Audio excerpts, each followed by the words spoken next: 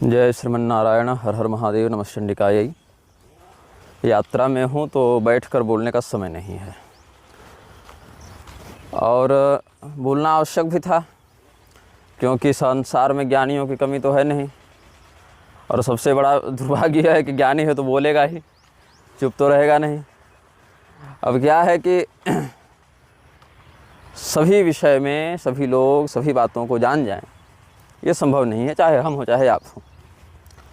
अब एक विवाद उठा, फालतू का विवाद, अनावश्यक विवाद।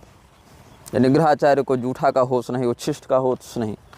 भगवान का चरणोदक लेकर बिना हाथ धोए ही माथे से लगा लिया, जूठे हाथ से शिखा का स्पर्श कर लिया और अशुद्धि प्राप्त कर ली, और केवल पर उपदेश कुशल बहु तेरे, दूसरे को टोकता है, अपने तो सामान्य शुद्धि शुद्धि का होश नहीं। बहुत बढ़िया भाई। उस पर हमने 2 श्लोकों का प्रमाण भी दिया, लेकिन नहीं मानने वालों को नहीं मानना था, तो उन्होंने फिर अपनी अपनी बातें, आहनिक सूत्रावली इत्यादि से क्या क्या प्रमाण दिया, और फिर एक लंबा चौड़ा वीडियो राजौरिया जी ने बना भी दिया। खैर, अब बात यह है कि मुद्दा हम बताते हैं आप लोगों को। आप लोगों को विरोध करना ही नहीं आता है, आप लोग गलत मोर्चे पर लड़ते हैं, हम आपको सही मोर्चा बता रहे हैं। आपको विरोध इस बात पर नहीं करना चाहिए था कि निग्रहाचार्य ने चरणोदक लेने के बाद, भगवान का चरणामृत पान करने के बाद हाथ नहीं धोया और माथे से लगा लिया, ये गलत हुआ। ये तो मुद्दा ही नहीं होना चाहिए आपका। मुद्दा ये होना चाहिए कि कौल दीक्षा से युक्त एक व्यक्ति पांचरात्रियों के मंदिर में जाकर विष्णु चरणोदक ले ही क्यों रहा है। असली झगड़ा यहाँ होगा तब ना आनंद आएगा, यहाँ पर मार कीजिए आप, तब खंडन मंडन में आनंद आएगा।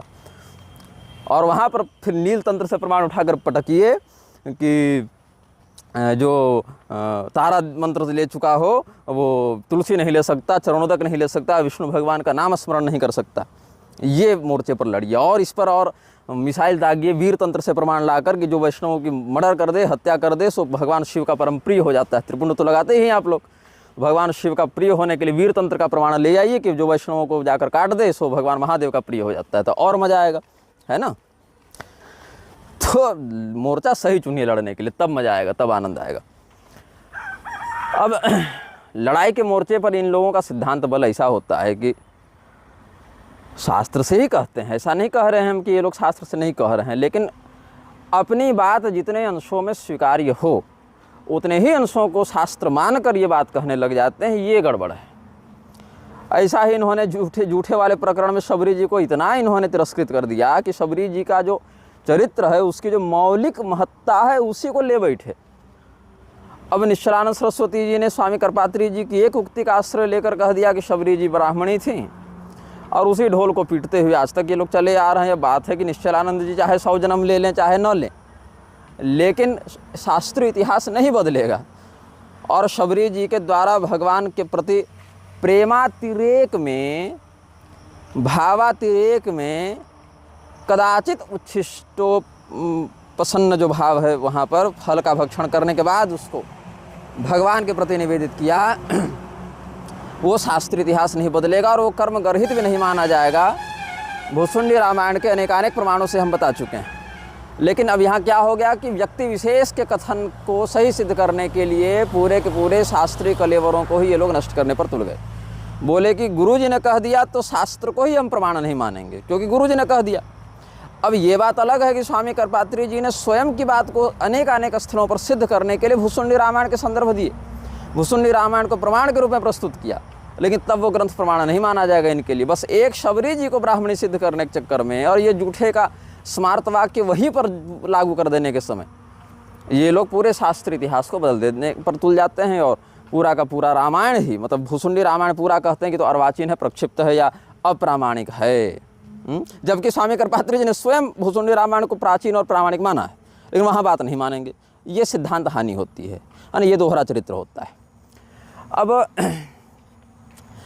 दूसरी बात यह है कि वही शबरी जी वाले प्रकरण में ही देखिए, जूठा खिलाया तो भगवान कैसे जूठा खा लिए, वो तो स्मार्त मर्यादा वाली क्षत्रिय हैं, लेकिन जब पैर धो रही थी तो स्मार्त मर्यादा वाली क्षत्रिय नहीं रहे, भगवान हो गए। अब लोग कहें कि भाई राजा आता है या क्षत्रिय आता है तो उसका स्वागत करते हैं, पाद्य रख देते हैं, ये तो मर्यादा है। ये भी एक कुतर्क लेकर आए लोग। तो मर्यादा क्या कहती है कि जब क्षत्रिय आए तो ब्राह्मण लोग उनके पैर धो धोकर पीने लग जाए। वहाँ तो चरणामृत पान भी किया है शबरी जी ने, है ना। तो वहाँ जरा बताइए कि शबरी जी ने चरणामृत पान किस विधि से किया था भाई, भगवान का पैर धोकर कैसे पिया था। पढ़िए रामायण, पन्ना पलटिए, स्मृतियों को पलटिए, देखिए बात ऐसी है कि चरणामृत पान का जो शास्त्रीय विधान है बहुत प्रकार से प्राप्त होता है। आप जो कह रहे हैं कि पात्र में रख कर पिए, हाथ से न पिए, हाथ जूठा हो जाता है, ये आपका एक जो पक्ष है वह भी कतिपय प्रमाणों की विधि से ज्ञात होता है, इससे हमारा कोई विरोध नहीं है। लेकिन हमने जिस विधि से प्रयास किया है वह भी अनेकानेक वैष्णव धर्मोपदेशक शास्त्रीय प्रमाणों से ही संचालित और पुष्ट होता है, ये कहना है हमारा। अब यहाँ पर व्यक्ति विशेष के वाक्य विशेष को ही शास्त्र बताकर और अन्यान्य समस्त शास्त्र वाक्यों को अप्रामाणिक बताकर खूंटा वहीं गड़ेगा, झंडा वहीं लगेगा, इस पद्धति से अगर चलेंगे, हमरे घाट पर नहाओगे तो पंडा जी कहें कि मुक्ति होगी, हमरे गुरु से दीक्षा लोगे तभी जो है सो तुम्हारा मोक्ष होगा, हमरे देवता का नाम जपोगे तभी तुमको ब्रह्म ज्ञान होगा, तो इस प्रकार का झंडा वहीं लगेगा, खूंटा वहीं गड़ेगा, को शास्त्र नहीं कहते हैं। हाँ, ये जरूर है अनन्यता और संप्रदाय की या वैशिष्ट अपना महत्व रखता है और उस विधि से आराधना होती है, लेकिन वही एकमात्र विधि है, यह भी बात नहीं होती। और यही व्यक्तिवाद का आज जो कोड है, देखिए कर्म प्रारब्ध कैसे पटकता है। हमारा क्या बिगड़ गया? हमारा पिछले वर्ष के विवाद से उत्पन्न क्षोभ जो भी समाज में हुआ उससे हमारा क्या बिगड़ गया? आप सबों को स्मरण होगा कि इसी तीर्थराज प्रयाग में, मतलब मैं अभी प्रयाग में तो नहीं हूँ, लेकिन जहाँ की घटना है वही तीर्थराज प्रयाग जो है वह साक्षी है इस बात का कि कैसे भूमाफिया संतोष भदौरिया को, जो स्वयं को पूर्ण गुरु कहता है और महादेव जी का मानव अवतार ही बताता है और बहुत अभद्रतापूर्वक देवी देवताओं को गाली देता है, उसको अपने सामने श्रेष्ठ आसन पर बैठाकर सम्मान करते हुए, जबकि वो भगवती राधा को अप्रामाणिक कहकर गाली दे रहा था उसका विरोध करने के स्थान पर, और हमने बाद में टोका तो फिर व्यक्तिगत में हमको व्हाट्सएप मैसेज में उन्होंने कहा कि मैं विरोध करूंगा, लेकिन क्या किया, कितना किया सो आप जानते ही हैं। और उसको सम्मान करके, और ज्योतिष पीठाधीश्वर और मुक्तेश्वरानंद सरस्वती जो हैं वो राधा भगवती का अपमान करने वाले का सम्मान कर रहे थे। अब बताइए उसी प्रयाग में उनका अपमान हुआ। भाई आप जो बीज लगाएंगे उसका फल आपको भोगना पड़ेगा ना। और उसके बाद पॉक्सो का एक झूठा मुकदमा भी हुआ, जैसे सत्यकाम की साध्वी माता को आपके वकील ने आपको ब्राह्मण सिद्ध करने के लिए व्यभिचारिणी कह दिया, सत्यकाम को नाजायज औलाद कह दिया, तो आपको भी व्यभिचारी बताया गया। ये कर्म प्रारब्ध होता है ना। जो रामभद्राचार्य हमें जान के धमकी दे रहे थे, वो आज स्वयं अपने ही शिष्यों के माध्यम से हत्या का भय दिखाकर कहने कि हमको डर लगता है अपने चेलों से, ये होता है कर्म प्रारब्ध, है ना। जो संदीप देव और अंजलि शुक्ल आपस में मिली भगत करके शागोदीपियों को गाली दे रहे थे, वही संदीप देव एक वीडियो में शागोदीपी ब्राह्मण शब्द का प्रयोग भी कर रहा है और अंजलि शुक्ला मुक्तेश्वरानंद सरस्वती को गाली भी दे रही है। ये होता है कर्म प्रारब्ध। हमारा क्या बिगड़ गया? और ये कोई पूरा नहीं हुआ है प्रारब्ध अभी इन लोगों का, अभी तो यात्रा लंबी है बंधु। तो ये जो असंदर्भित बातें और आत्ममुग्ध बातें शास्त्र की आड़ में कही जाती हैं ना, ये शास्त्र बन नहीं जाते। पुरी के शंकराचार्य जी को नहीं देख रहे हैं राजौरिया जी कि कैसे पानी पी रहे हैं मंच पर बैठकर, पाद शेषम पीत शेषम संध्या शेषम वाली बात लेकर आए हैं। अरे भैया, अपना पैर धोया पीना मना है, भगवान का थोड़ी मना है। और पीत शेष की जो बात है, तो पीत शेष का दोष चरणामृत में चरणोदक में लगता ही नहीं। इसके कई प्रमाण हम दे चुके हैं और दे ही रहे हैं, देंगे भी अभी आगे। लेकिन पुरी के शंकराचार्य जी को आप देखिएगा कि प्रवचन करते हैं मंच पर, तो क्या है कि लोटा रखे रहते हैं तांबे का और उसी में जल ऊपर से डाल डाल कर पीते रहते हैं, आचमन भी नहीं करते। तो क्या कहेंगे वहाँ पर? शेष नहीं है वह जल, शेषोच्छिष्ट नहीं है कि अनाचम्य जल है, कि आचमन की अनिवार्यता नहीं है, कि परमहंस हो गए, ब्रह्मावधूत हो गए तो उन पर जूठा कट्ठा कुछ लागू ही नहीं होता है। कुछ तो युक्ति दीजिएगा ना कि उनको होश नहीं, तो जाकर बताइए फिर उनको कि आप गलत कर रहे हैं।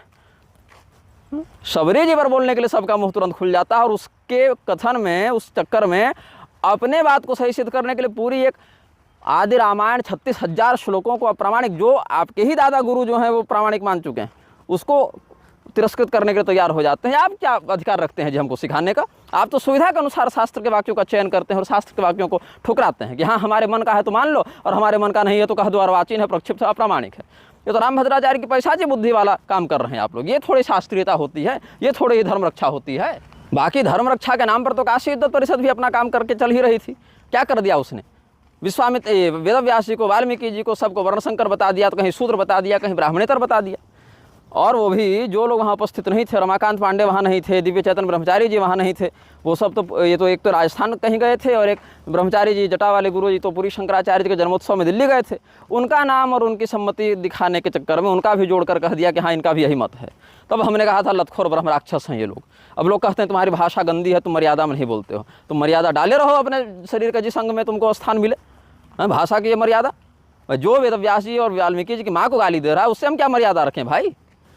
और लोग कहते हैं इससे समाज में क्या प्रभाव पड़ रहा है। प्रभाव ये पड़ रहा है बंधु कि उस परिषद में जिनका विवेक जीवित था उनको बोध हुआ कि ये गलत हो रहा है, ये काम नहीं है परिषद का, और वहाँ विद्रोह हुआ। और आज श्री काशी विद्वत धर्म परिषद के नाम से एक नई परिषद स्वस्थ परिषद बनी है और हमें अपने संरक्षक के रूप में उन्होंने कहा है, तो हम भी अपना कर्तव्य करेंगे जब तक परिषद अपना उद्देश्य का पालन करेगी, और नहीं करेगी तो फिर उसका भी खंडन और निग्रह किया जाएगा, जो हमारा व्यक्तित्व है और जो हमारा अधिकार है, कर्तव्य है। तो केवल परिषद बना लेने से, केवल संस्थान बना लेने से, केवल अनुसंधान केंद्र बना लेने से, केवल पीठाधीश्वर बन जाने से आप शास्त्र के हो जाएंगे या आपका कहा हर वाक्य शास्त्र ही माना जाएगा, ऐसा नहीं होता है। और भी 10 प्रकार की बातें देखने को होती हैं, नहीं तो वही अपने आप को ब्रह्मर्षि कह के घूमने वाले पीएन मिश्रा के समान हो जाएगा कि हम जो कह दिए वो तो ब्रह्मा भी नहीं काट सकते, हम कह दिए हैं बस, और हमको धर्मशास्त्र के लिए भाष्यों और पूर्वाचार्यों को देखने की क्या आवश्यकता है, ये कह देना उनका हो गया। पीएन मिश्रा ब्रह्मर्षि बनकर आ गए कि भैया सत्यकाम की मैया तो व्यभिचारिणी थी, काहे, ताकि अविमुक्तेश्वरानंद सरस्वती को ब्राह्मण सिद्ध किया जा सके। क्या और कोई युक्ति प्रमाण शास्त्रीय लौकिक नहीं थे? सत्यकाम की माँ जब तक व्यभिचारिणी नहीं बनेंगी और जब तक हरिद्रमत गौतम उनके पुत्र को ब्राह्मण नहीं कहेंगे तब तक अविमुक्तेश्वरानंद जी ब्राह्मण सिद्ध नहीं होंगे। तो मूर्खता की, हमने मूर्ख कहा तो भड़क गए। और शंकर सिद्धांत का ही बिना अध्ययन किए या बिना शंकराचार्यों से उसका स्पष्टीकरण पूछे अपने आप को ही सर्वज्ञ मानकर हल्ला करने लगे कि शास्त्रार्थ करो। अरे भैया शास्त्रार्थ उससे करेंगे जो शास्त्र पढ़ाओ, तुम्हारे सामने ग्रंथ पढ़ा है, वहाँ भाष्य देखकर तुम अर्थ नहीं लगा पा रहे हो, तुम क्या शास्त्रार्थ करोगे। तो और हमने यह भी कहा था कि शास्त्रार्थ हम करेंगे, लेकिन पहले आपका जो कथन है वो आपका वैयक्तिक कथन है कि शंकर सिद्धांत के अनुकूल है या किसी शंकराचार्य से प्रमाणित तो करा लीजिए कि आपके कथन से और कौन कौन सहमत हैं। नहीं तो पर्सनल शास्त्रार्थ में तो जीवन बीत जाएगा भैया, 1.5 अरब लोग हैं, किससे किससे लड़ते फिरोगे। तो कम से कम जिस संप्रदाय का विशेषज्ञ स्वयं को बताते हैं उस संप्रदाय के किसी मान्य आचार्य से अपने मत को पुष्ट तो करा लीजिए। जबकि द्वारका शंकराचार्य जी ने तो हमारे पक्ष में ही लेटर पैड पर लिख कर दिया था, वो भी इनको नहीं दिखता है। और यहाँ तक दुराग्रह हुआ, अब उसके बाद हमारी जाति पर प्रहार करने लगे कि शाकद्वीपीय लोग तो म्लेच्छ होते हैं, ब्राह्मणे नहीं होते। और एक दुष्चरित्रा स्त्री को खड़ा करके अविमुक्तेश्वरानंद सरस्वती जी से सम्मान दिला दिया। और अब ये लोग कहते हैं कि अविमुक्तेश्वरानंद जी ने शाकद्वीपियों को थोड़े कुछ कहा था, थोड़े कुछ भला बुरा कहा था। अब बताओ कि जो लोग अविमुक्तेश्वरानंद सरस्वती पर लाठीचार्ज किए या अपमानित किया, अगर उनको हम सम्मानित करें उसी काम के लिए, तो हमारा वह कृत्य अविमुक्तेश्वरानंद सरस्वती का समर्थन और सम्मान माना जाएगा कि उनके शत्रुओं के साथ साठगांठ करके किया गया अपमान माना जाएगा। वैसे व्यक्तिगत रूप से अपने मुख से शाकद्वीपियों को भले गाली न दी हो, लेकिन जो लोग गाली दे रहे हैं उसी विषय में उनको सम्मानित करना, ये किसको मूर्ख बना रहे हैं आप। और वो सम्मान, अच्छा उसके बाद स्वयं स्वीकार कर लिया कि शाकद्वीपीय लोग श्रेष्ठ ब्राह्मण होते हैं, लेकिन तब उस दुष्चरित्रा स्त्री से सम्मान वापस नहीं लिया गया। सम्मान वापस तब लिया गया जब वो स्वयं पलटकर फिर इनको डसने लगी, गाली देने लगी। मतलब हमारा सम्मान रहे, बाकी शास्त्र का और ऋषियों की माता का और शाकद्वीपियों का सम्मान क्या होता है। कामरूप के ब्राह्मण गाय खाते हैं और शाकद्वीपीय लोग म्लेच्छ होते हैं, ये कह दिया। और फिर वही शाकद्वीपीय ब्राह्मणों के पास मैसेज कर करके कहते हैं कि हमारी गविष्ठी यात्रा में सम्मिलित हो तो हमें गौ रक्षा में सहयोग करें। काहे भैया, आप जिसको गोभक्षक मान बैठे हैं उससे गाय की रक्षा का आशा क्यों। वास्तविक गोभक्षक मुसलमान तो आपका साथ दे ही रहे हैं इसमें, और तमाम विपक्षी पार्टियां आपके साथ हैं ही। नेताओं का वरदहस्त आपके ऊपर है, पत्रकारों की कृपा आपके ऊपर है, वकीलों का आशीर्वाद आपके साथ है, फिर शंकराचार्य को हमारी क्या आवश्यकता है। हाँ अच्छा, खैर मूल विषय पर हम वापस लौटते हैं। अब मूल विषय क्या है कि भगवान के चरणोदक को ग्रहण करने की शास्त्रीय विधि क्या है। तो देखिए इसमें अनेकानेक परंपराओं के अनेकानेक प्रमाण मिलते हैं, और उसमें से राजौरिया जी ने जो प्रमाण प्रस्तुत किए हैं उन प्रमाणों से हमारे प्रमाण बाधित नहीं होते, हमारे प्रमाण आक्षिप्त नहीं होते और निरस्त भी नहीं होते। हाँ, राजौरिया जी ने जो कहा, अगर कोई उस विधि से भगवान का चरणोदक ग्रहण करना चाहे तो भी हमको कोई आपत्ति है, ऐसी बात नहीं है। लेकिन हमने जिस विधि से चरणोदक ग्रहण किया, वैष्णवों के मध्य उस विधि की ही प्रसिद्धि भी है और उसी विधि का आचरण भी आचार्य करते हैं। और व्यापकता से देश भर में जहाँ भी विष्णु धर्म संबंधी शास्त्रों का व्यवहार, चाहे पांचरात्र की विधि से हो, चाहे वैखानस की विधि से हो, चाहे अन्यान्य वैष्णव आगमों की सात्वतादि की विधि से हो, उसी पद्धति से, एकायन पद्धति से ही सभी लोग चरणोदक ग्रहण करते हैं। तो भगवान के चरणोदक का जो सामान्य विधान है वो यह है, अपने दाहिने हाथ के नीचे बायां हाथ लगाए और बायां हाथ के नीचे वस्त्र को द्विगुणित करके रखे। ये है, वहाँ पात्र की कोई बात ही नहीं है कि पात्र से ले। जैसे आचमन आप करते हैं ना, तो आचमन में क्या करते हैं, बिना स्वर किए, बिना आवाज़ किए, मतलब जैसे चाय सुड़कते हैं, सुर सुर करते हैं, वैसा नहीं। ओठ को थोड़ा सा गोल करके ऐसे, और हाथ को गाय के कान के समान गोकर्णाकृति करके, और मणिबंध के पास अंगुष्ठ मूल से प्राश किया जाता है और 3 बार किया जाता है। और उसमें स्वर नहीं करना है, आपको वायु का दबाव ऐसा बनाना है, आपको अपने ओठ से मणिबंध के पास ऐसा खींचना है, जैसे अजगर कैसे श्वास से खींच लेता है, वैसे श्वास के बल से, वायु के वेग से आपको ऐसा वैक्यूम क्रिएट करना है, ऐसा दबाव बनाना है कि वह जल स्वयमेव आकृष्ट होकर आपके मुख में प्रविष्ट हो जाए। ये विधि है। कैसे करना है, तो सबसे पहले आपको अपने वस्त्र को, मतलब हाथ को, दाहिने हाथ को नीचे बाएं हाथ के आधार से युक्त करना है, और फिर बाएं हाथ के नीचे आपको वस्त्र लगाना है। तो वस्त्र भी द्विगुणित होना चाहिए।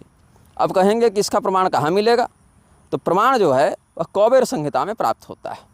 कौबेर संहिता का 40वां अध्याय जो है वह इसका नियामक है। हाँ, उसमें एक अपवाद यह है कि जो व्यक्ति सूतक में हो और जो रजस्वला स्त्री हो, वो सब इस प्रकार से चरणामृत ग्रहण या नैवेद्य प्राश नहीं करते हैं। तो कौबेर संहिता के 40वें अध्याय में कहते हैं कि शाटी युक्तेन हस्तेन, शाटी मतलब यहाँ वस्त्र का उपलक्षण है, शाटी युक्तेन हस्तेन गृहीत्वा तीर्थम अब्जज। भगवान के चरणोदक को तीर्थ कहते हैं, और तीर्थ क्यों कहते हैं ये भी हम बताएंगे आपको। अब्जज मतलब ब्रह्मा जी को भगवान उपदेश कर रहे हैं, ये भगवान नारायण ने ब्रह्मा जी को बताया है।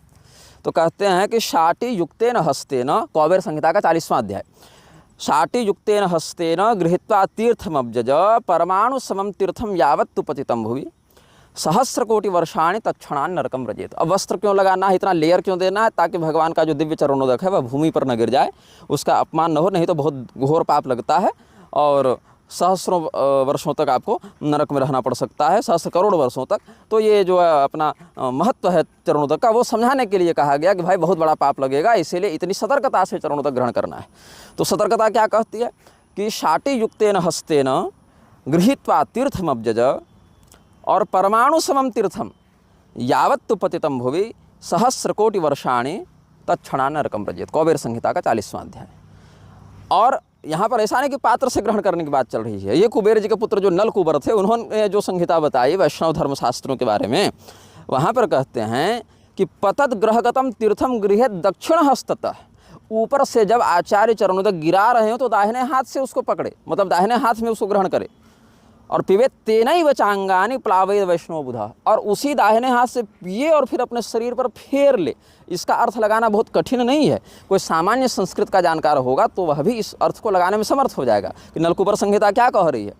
पतद ग्रहगतम तीर्थम ग्राह्यम दक्षिण हस्ततः पिबे तेनैव चांगानि। यहाँ पात्र की कोई बात नहीं, बस दाहिने हाथ में लो और दाहिने हाथ में लेकर उसी दाहिने हाथ से पियो, और फिर पीने के बाद प्लावयेद वैष्णव शुचि ही, और उसको वैष्णव अपने शरीर में ये लेप करे, लगा ले, और शेषम शिरसि धारयेत् से मस्तक में लगाने का ही मुख्य है, उत्तमांग में ही लगाने का मुख्य है। और शुचि कहा, अपवित्र नहीं कहा। अब जहाँ कह रहे हैं कि जूठे का विषय है और निषेध जो है वह विधान से बलवान होता है, वहाँ यह जानिए कि यहाँ निषेध ही जूठे का है। मतलब ये तो हास्यास्पद बात हो गई कि जैसे ये लोग क्या करते हैं कि वेद में पिष्ट पशु का भी विधान उपलब्ध होने के बाद भी, और शास्त्रीय स्मृति पुराणों में ऋषियों के द्वारा उसके आचरण के बाद भी ज़बरदस्ती कहते हैं कि नहीं हम पहले पशु काटेंगे और वही एकमात्र विधि और वही खा लेंगे। वहाँ कोई दिक्कत नहीं होती, वहाँ कहते हैं अशुद्ध मिति चन्न शब्दात, शास्त्र कह रहे हैं इसीलिए अशुद्ध नहीं माना जाएगा। लेकिन यहाँ जब शास्त्र कह रहे हैं कि यहाँ निषेध जो है उच्छिष्ट का ही है, मतलब उच्छिष्ट होता ही नहीं है वह, तो जब उच्छिष्ट होता ही नहीं है तो उच्छिष्ट के लिए जितने निषिद्ध वाक्य मिलते हैं वो भी यहाँ लागू नहीं होते। अब जैसे मान लीजिए कोई कह दे कि रजस्वला स्त्री के द्वारा भगवान की अर्चना निषिद्ध है, तो ये तो ठीक बात है, लेकिन जो स्त्री रजस्वला है ही नहीं, जिसको शास्त्र ने रजस्वला कहा ही नहीं, उस स्त्री पर तो ये निषेध लागू नहीं होगा ना। अब जैसे कहे कि व्यक्ति जो है सो परिस्त्री गमन न करे, ये निषेध हो गया। तो जिस स्त्री को परिस्त्री की संज्ञा है ही नहीं, जो शास्त्र में स्वस्त्री के रूप में, धर्मपत्नी के रूप में है, जिसको हम परिस्त्री कह ही नहीं सकते, उसके लिए तो अगम्यागमन का निषेध लागू नहीं होगा ना। ऐसे ही सामान्य लोक भक्षण में जो बातें हैं, वो लोक भक्षणीय जो बातें हैं, उनमें जो उच्छिष्ट की परिभाषा है वो यहाँ लागू नहीं होती। यहाँ भगवान के प्रसाद को तीर्थ कहा गया है। भगवान के प्रसाद में प्रसाद का क्या अर्थ है और चरणोदक को तीर्थ कहते हैं तो तीर्थ का क्या अर्थ है, वो सब हम आपको बताएंगे। अच्छा है, ऐसे विवादों से लाभ ही होता है कि 10 बातें समाज को और भी जानने को मिलती हैं। नहीं तो समाज का तो वह हाल हो गया है आजकल कि गुरुजी जो कह दिए उसी को मानने के चक्कर में लग गया है। बताओ, प्रभुपाद को लोग हिंदू मानते हैं, इस्कॉन हिंदू धर्म के विकास के लिए काम कर रहा है। क्या काम कर रहा है भाई? प्रभुपाद स्वयं हिंदू नहीं था? जिनेवा का अधिवेशन पढ़िए या उसका भाषण सुनिए। प्रभुपाद ने क्या कहा कि हम लोग हिंदू हैं ही नहीं, we are proud Christians. Ganesh Puja करने वाले मराठियों से, महाराष्ट्र के लोगों से वह 1-1 लाख डॉलर जजिया कर लेता था, यही जान लो तुम। उसके लेटर्स हमने सार्वजनिक रूप से आपको दिखाए हैं। और वर्णाश्रम की निंदा करता था। पाकिस्तान क्यों बना? क्योंकि ब्राह्मण लोग शूद्र पर अत्याचार करते थे, इसलिए पाकिस्तान बन गया। ये बुद्धि थी इसकी, क्या प्रभुपाद की। तो अभी बांग्लादेश में कौन ब्राह्मण अत्याचार कर रहे हैं भाई इस्कॉन वालों पर? तो वही हाल है। लेकिन हिंदू मूर्ख उसको भी हिंदू मानता है, उसको भी महापुरुष मानता है, संत मानता है। और हिंदुओं के ऐसे ही मूर्ख गुरु राजेंद्र दास जैसे लोग उसको, प्रभुपाद को खूब तारीफ करते हैं। पुंडरीक गोस्वामी सबका सुन लेना। तो खैर, मैं ये कह रहा हूँ कि हिंदुओं की हालत बड़ी दयनीय है, उनको धर्मशास्त्र का बोध होता नहीं। और ऐसे विवादों के माध्यम से अनेकानेक शास्त्रों के तात्पर्य को जानने का अवसर मिलता है, तो हम इसको भी एक सौभाग्य ही समझते हैं। तो हमने आपको ऐसे ही नलकुबर संहिता और कौबेर संहिता से आपको 2 बातें बताई हैं। और सूत का शौचनाम पुंसाम, मृत का शौचनाम तथा आर्तवानाम तो नारीणाम नैवेद्यान्नम न दापयेत, ये सब भी निषेध हमने आपको बताया। अब जो उच्छिष्ट है वो भगवान के चरणोदक पर लागू नहीं होता, वो परिभाषा वो लागू नहीं होती। इसके विषय में भी कुछ मैं आपको बात बता दूं। अच्छा हाँ, इसमें एक और जोड़ देता हूँ बात। अगर भगवान विष्णु का चरणोदक प्राप्त हो और वहीं पर अपने गुरु जी का, जो सत धर्मनिष्ठ ब्राह्मण हैं, उनका चरणोदक प्राप्त हो, उनका भी चरणोदक ग्रहण किया जाता है। ब्राह्मणों का भी चरणोदक लेते हैं, आचार्य का भी चरणोदक लेते हैं, विष्णु भक्तों का भी लेते हैं। तो ऐसे ब्राह्मण का चरणोदक मिल जाए और भगवान का चरणोदक मिल जाए तो पहले किसको करें? हाँ, गुरु गोविंद दो खड़े काके लागो पाए वाली बात है। तो गौतमी तंत्र का मत है कि पहले गुरु का, मतलब ब्राह्मण का, विष्णु भक्त ब्राह्मण का चरणोदक पहले ग्रहण करे और फिर भगवान का चरणोदक ग्रहण करे, क्योंकि भगवान स्वयं ब्राह्मणी देव हैं और आचार्य मां विजानियात के भाव से भगवान ही गुरु के रूप में उपस्थित हैं। तो ये भी एक गौतमी तंत्र का मत हमारे संज्ञान में आया, तो आपको हमने बता दिया। कहते हैं, और ऐसा नहीं करेगा तो ब्रह्म हत्या लगेगी। कहते हैं कि विष्णुपादोदकात् पूर्वम विप्रपादोदकम पिबेत विरुद्धमाचरण मोहाद ब्रह्महास निगद्यते। वराह पुराण का प्रमाण दे देता हूँ। पिबेत पादोदकम यस्तु वैष्णवाना ममा पिवा। भगवान कहते हैं पृथ्वी देवी को कि हे पृथ्वी, मेरा मतलब भगवान का या भगवत भक्तों का जो चरणोदक है, उसको जब पिएगा व्यक्ति, न तत्राचमनम कुर्यात यथा सोमे द्विजोत्तमः। जैसे सोमपान करने के बाद श्रेष्ठ ब्राह्मण आचमन नहीं करते, क्योंकि वहाँ पर वह अपवित्र या उच्छिष्ट नहीं माना जाता है, उस क्रिया विशेष में वह शुद्ध माना जाता है, वहाँ उच्छिष्ट दोष नहीं लगता है। वैसे ही मेरा या मेरे भक्तों का चरणोदक लेने के बाद भी आचमन नहीं करना है। आचमन ही निषिद्ध है भैया, उच्छिष्ट का लेप निषिद्ध नहीं है, उच्छिष्ट बोलना ही निषिद्ध है। यही निषेध यहाँ बलवान है, आचमन ही निषिद्ध है इस विधि में। यह यहाँ पर लागू होता है कि पिबेत पादोदकम यस्तु वैष्णवानां ममा पिबा न तत्राचमनम कुर्यात यथा सोमे द्विजोत्तमः। और जो हमने आपको तीर्थ और प्रसाद की परिभाषा बताई वो भी देख लीजिए पांचरात्रागमों के आधार पर। प्रकारम प्राण रक्षार्थम, प्रसाद में जो प्र शब्द है वह प्राण रक्षा का परिचायक है। सकारम सर्वशक्तिदम, प्र के बाद सकार है तो स का क्या अर्थ हो गया?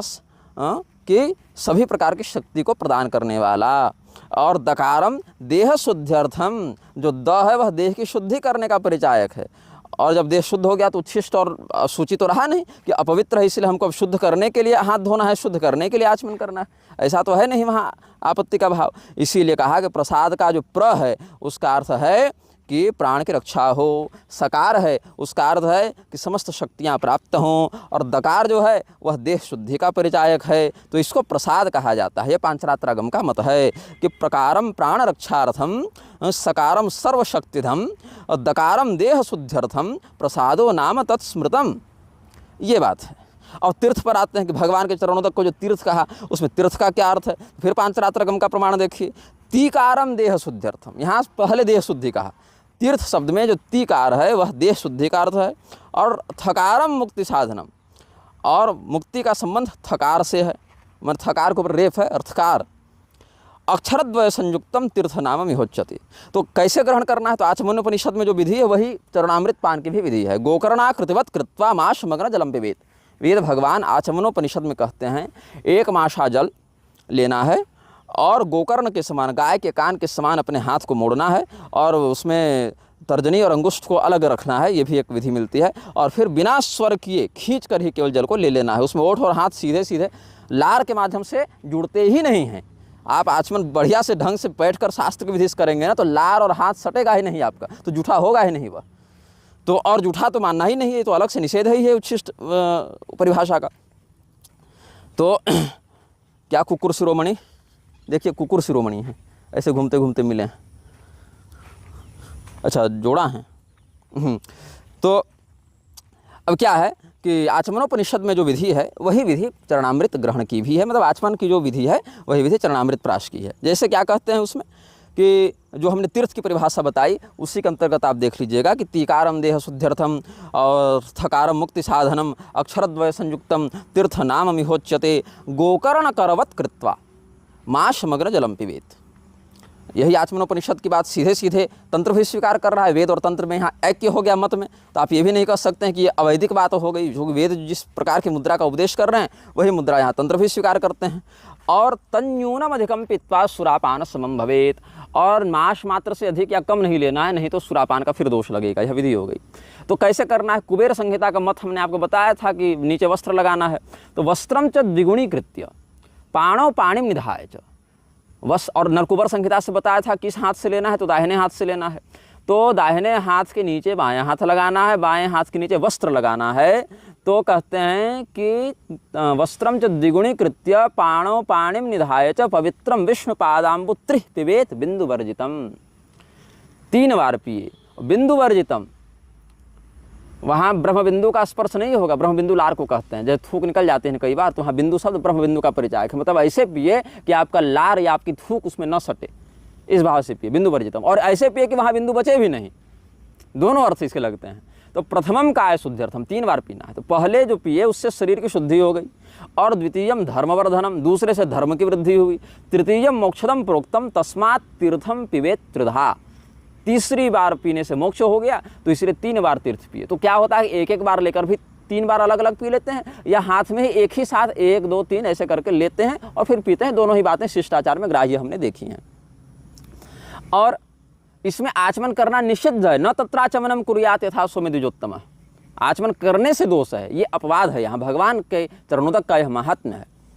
अब क्या है कि क्यों है ऐसा, ये उल्टा क्यों, इसीलिए क्योंकि भगवान की प्रसन्नता ही इसी विधि में। आप रहस्य त्रय सार देखेंगे, वहाँ निग्रहाज्ञा प्रकरण जो शास्त्र नियमनाधिकार है वहाँ पर आप देखेंगे तो कहा है कि भगवान की आज्ञा जो शास्त्र जिस प्रकार से वर्णित करते हैं वही धर्म बन जाता है। योग भगवान ने वहाँ पर उसी कार्य को धर्म कहा है। तो जैसे कहा कि अरेर मित्रम, शत्रु भी मित्र हो जाता है, और विषम पथ्यम, जहर भी पथ्य हो जाता है, लाभकारी हो जाता है। अधर्मो धर्मताम व्रजेत, संसार में जो अधर्म के रूप में देखने में आपाततः लगे भी वह भी धर्म बन जाता है। कैसे, सुप्रसन्ने हृषिकेशे विपरीते विपर्ययः, भगवान के प्रसन्न होने पर विपरीत भी जो है वह इसका विपरीत भी अर्थ देखने को मिलता है, फल देखने को मिलता है। गोपद सिंधु वनल शीतलाई कहते हैं गोस्वामी जी भी। तो जो बाहर से देखने पर सामान्य दृष्टि से अधर्म भी लगे, वह भी भगवत प्रसन्नता के लिए किए जाने पर, भगवत उपदिष्ट शास्त्र की मर्यादा से किए जाने पर वह भी धर्मानुकूल हो जाता है। अधर्मो धर्मताम व्रजेत, ये पद्म पुराण का हमने आपको वचन बताया। तो भगवान जो हैं जिस कार्य को करने की जो विधि बताएं और जिस कार्य को करने का जो अनुशासन बताएं, वही कार्य करने पर, उसी विधि से करने पर वह धर्मानुकूल फल का उत्सर्जक होता है। उससे बाहर जाकर करने से ही वह विपरीत फलदायी होता है। तो यहाँ पर जब उच्छिष्ट मानने का ही निषेध है, यहाँ पर जब आचमन करने का ही निषेध है, और सबसे बड़ी बात कि यहाँ पर जब पात्र की कोई चर्चा ही नहीं, अभी तो सीधे कह रहे हैं कि वस्त्र ले, वस्त्र को द्विगुणित करे, उसके ऊपर बायां हाथ रखे, उसके ऊपर दायां हाथ रखे, और सीधे दाहिने हाथ के ऊपर तीर्थ को 3 बार लेकर फिर बिना आवाज़ किए गोकर्णाकृति के साथ बिना लार और थूक को उसमें सटाए हुए फिर उसको ग्रहण कर ले। तो ये जब विधि ही कह रही है तो यहाँ न कोई पात्र की चर्चा है, न कोई जूठे की चर्चा है, न कोई आचमन की चर्चा है। अभी तो पात्र का भी निषेध हो गया और जूठे का भी निषेध हो गया और आचमन करने का भी यहाँ पर निषेध हो गया। ये रहस्य पूरा है। ये विधि है। तो ऐसा नहीं है कि निग्रहाचार्य को जूठे का ज्ञान नहीं है, कि निग्रहाचार्य को चरणामृत लेने का ज्ञान नहीं है। ज्ञान तो भगवान की कृपा से इतना है कि आपको मैं बोलता जाऊँ और आप सुनते जाएं, लेकिन क्या है कि समय अभाव रहता है, और इसी में अधजल गगरी छलकत जाए वाले लोग तमाशा करने आ जाते हैं। अब आगे और सुन लो, न केवल चरण के उदक, भगवान का जो पैर धोवन है, मतलब भगवान का जो चरणोदक है, सरल भाषा में बता दिया आपको, केवल वही नहीं, भगवान के संपूर्ण अभिषेक के जल की यही मर्यादा है, चाहे किसी भी अंग का हो। भगवान के अंग में तो कोई मालिन्य और कोई दोष की बात है नहीं, तो भगवान के संपूर्ण अंगों में पूरा स्नान का ही जल कहता है। बल्कि कहते हैं कि जिस जल का स्पर्श वस्त्र से हो गया हो, मतलब जिस जल में वस्त्र डूब गया हो, उसको नहीं ग्रहण करना चाहिए। लेकिन ये नियम भी यहाँ भगवान के स्नानोदक में खंडित हो जाता है। इसके लिए श्रीधर संहिता का प्रमाण देता हूँ। श्रीधर संहिता का आप 32वां अध्याय देखिए, क्या कहते हैं, श्रीपतेर अभिषेक आर्द्र स्नान शाटी पयस शुभम पिबेत तेनैव चांगानि प्लावयेद वैष्णव बुध। यहाँ तो वस्त्र के डूबने का भी कोई दोष नहीं लगता है, और अगर हाथ धो लिया और अगर आचमन कर लिया मोहवश कि हम अपवित्र हो गए, जूठा हो गए, तब दोष लगता है ब्रह्महत्या का। और 5 पातक लगते हैं। वैष्णवागम का पांचरात्रगम का संदर्भ देता हूँ कि न छालयेत करम विद्वान नैवेद्य प्राशने पिचो छालयेद यदि मोहे न पंचपातकम आपनुयात, ये है। और फिर सुनिए, विष्णोर नैवेद्य शेषस्य तीर्थपादोदकस्य च पुरोडासस्य सोमस्य शेष दोषो न विद्यते। यहाँ पर उच्छिष्ट भक्षण का, पुनः भक्षण का, दंतोच्छिष्ट का या उपदंशोच्छिष्ट का, बहुत प्रकार के जूठे होते हैं ना। दांत में लगा हुआ है वह भी जूठा है, काट कर दोबारा खाया वह भी जूठा है। तो जो शेषोच्छिष्ट है, मतलब खाकर बचा लिया और फिर बाद में खाया, वो शेषोच्छिष्ट हो गया। उपदंशोच्छिष्ट मतलब रोटी को दांत से काट काट कर खाया अलग अलग कर करके, वो उपदंशोच्छिष्ट होता है। और दंतोच्छिष्ट मतलब दांत में लगा हुआ रह गया और बाद में वो कण निकला, वो भी उच्छिष्ट होता है। तो ऐसे 3 प्रकार के प्रधान उच्छिष्ट होते हैं, शेषोच्छिष्ट, दंतोच्छिष्ट और उपदंशोच्छिष्ट। तो इनका दोष नहीं लगता है भगवान के नैवेद्य में और चरणोदक में। विष्णोर नैवेद्य शेषस्य तीर्थपादोदकस्य च पुरोडासस्य सोमस्य शेष दोषो न विद्यते। यही यज्ञ के पुरोडास और सोमपान में भी लगता है, यही नियम, वहाँ भी ये दोष नहीं लगता। और भगवान कहते हैं, प्रसाद का अर्थ तो बता ही दिए, और ये नहीं कहा पात्रस्थ, करस्थ, हाथ में स्थित, मत प्रसादे न दोषोस्ति करस्थानस्य भक्षणे मदंघ्रि तीर्थपाने च नाद्यंताचमनम स्मृतम। जैसे भोजन के आदि में कहते हैं ना, दक्षिणावर्त वामावर्त का जल भ्रामण करके फिर अमृतोपस्त्र स्वाहा अमृतापिधानमसि स्वाहा, और अंत में पुरास करके सत्यम श्रीरमय श्री श्रेताम स्वाहा। ये सब जो भोजन की विधि है वो सब यहाँ लागू नहीं होती है। और आप जान लीजिए, मैं अपनी व्यक्तिगत बात बताऊं, मैं जल का कण मात्र, कण समझते हैं ना बिंदु, तो जल का बिंदु मात्र भी बिना गायत्री से 3 बार प्रोक्षण किए, बिना धन्वंतरि इत्यादि के मंत्र से उसके अभिचार का शमन किए, और बिना भगवान को निवेदित किए मैं जल का एक बिंदु मात्र भी अपने कंठ में नहीं डालता हूँ कभी भी। आधे नींद में भी भगवान की कृपा से ये नियम मेरा बना रहता है। तो हमको मत सिखाइए कि कैसे हमको चरणोदक लेना है और कैसे नहीं लेना है। आपने जो बताया बहुत अच्छा बताया, शास्त्र के श्लोकों से बताया, लेकिन वही एकमात्र विधि है, ये ऐसा भी नहीं। और हमने जो क्या वो अप्रामाणिक है ऐसा भी नहीं, आधे घंटे से आपको प्रमाण ही प्रमाण देते जा रहा हूँ, अभी और दूंगा, सुनिए।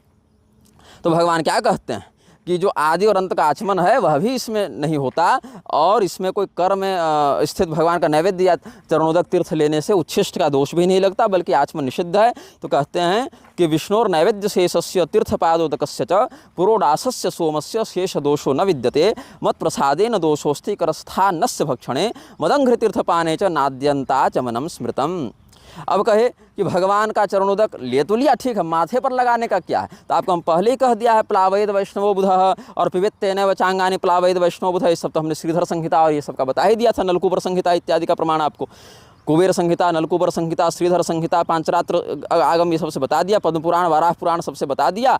अब सुनिए कि मस्तक पर लगाने का क्या विशेष नियम है, तो उसके लिए भगवान का और आपको बताते हैं कि पहले मस्तक पर नहीं लगाना है, पहले पीना है, पीने के बाद मस्तक पर लगाना है। विधि क्या हो गई कि पहले वस्त्र को द्विगुणित करे, उसके ऊपर बायां हाथ रखे, उसके ऊपर दायां हाथ रखे, उसके बाद ओठ को जो है वह गोल कर ले, और हाथ को गोकर्ण की आकृति के समान बनाकर जो तीर्थ लिया जा चुका है उसका मणिबंध अंगुष्ठ मूल के पास से बिना स्वर किए और बिना लार का स्पर्श किए उसका प्राशन कर ले। तो प्राशन करने से ठीक पहले प्रणाम कर ले, तब प्राशन करे, और प्राशन करने के बाद उसको अपने मस्तक पर लगाए। ये है, प्राशन करने से पहले मस्तक पर पोंछना नहीं है, प्राशन करने के पहले प्रणाम करना है और प्राशन करने के बाद मस्तक पर पोंछना है, पीने के बाद।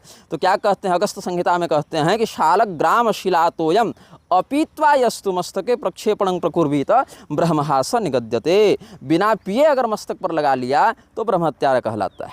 और गरुड़ पुराण का कि पहले खा ले पी ले फिर मस्तक पर लगा, यही वेद का अनुशासन है, हमारा नहीं है व्यक्तिगत के। निग्रहाचार्य ने कह दिया तो मान लो, वेद का अनुशासन है जो गरुड़ पुराण बता रहे हैं कि पादोदकम पिबेन नित्यम नैवेद्यम भक्षेद हरे शेषम च मस्तके धार्यम इति वेदानुशासनम। और अगर आचमन कर ले कि हम अशुद्ध हो गए इस शंका से, अपवित्रता की आशंका से अगर आचमन करेगा, हाँ ठीक है, चिपचिपा लग रहा है, लट कर रहा है, असहजता हो रही तो हाथ धोए, कोई दिक्कत नहीं है। भगवान की सेवा करनी है, भगवान की सेवा के लिए और अधिक हमको तत्पर होना है, इस भाव से हाथ धोए आचमन करे, दिक्कत नहीं है। लेकिन हम अपवित्र हो गए इसके लिए हमको शुद्ध होना है कहकर अगर आचमन करेगा तो ब्रह्महत्या लगेगी। वैष्णवागम का और प्रमाण देखिए, विष्णु पादोदकम पीत्वा शेषम शिरसि धारयेत सर्वतीर्थमयम पीत्वा कुर्यादाचमनम नहीं। यहाँ जो कहते हैं ना निषेध बलवान है तो आचमन का ही निषेध है। विष्णु पादोदकम पीत्वा पश्चात अशुचि संकया आचामति च यो मोहाद ब्रह्महास निगद्यते।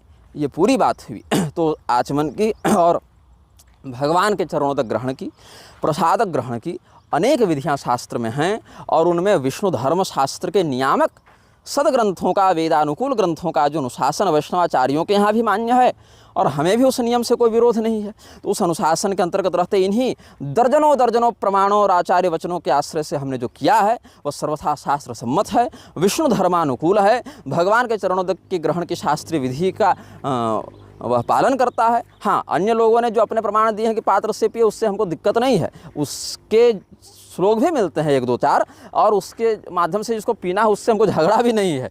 लेकिन हमारा यह कहना है कि हमने जो किया है वह धर्म के अनुकूल है और अनेकानेक संहिताओं और पुराणों और श्रुतियों के प्रमाण से वह पुष्ट है। और इसीलिए हमारा जो कृत्य है उसको आप गलत अगर कहते हैं तो फिर उतने शास्त्रीय प्रमाणों को आप खंडित करें या फिर उनको अप्रामाणिक मानना पड़ेगा। और उसको मानने से फिर हमारा भी कोई घाटा नहीं है, कोई हानि नहीं है, क्योंकि हमारे पास जो बल है शास्त्र का, हमने उसके आधार पर कार्य किया है और उसी आधार पर हमने वैष्णवों का कार्य करते देखा है और पूर्वाचार्यों को देखा है। इसीलिए हमको कोई आपत्ति नहीं है अपने उस कृत्य पर और ना आपको होनी चाहिए। और आपको फिर भी आपत्ति है तो अपना ढोल पीटते रहिए। जय श्रीमन्नारायण, हर हर महादेव, नमः चंडिकाय।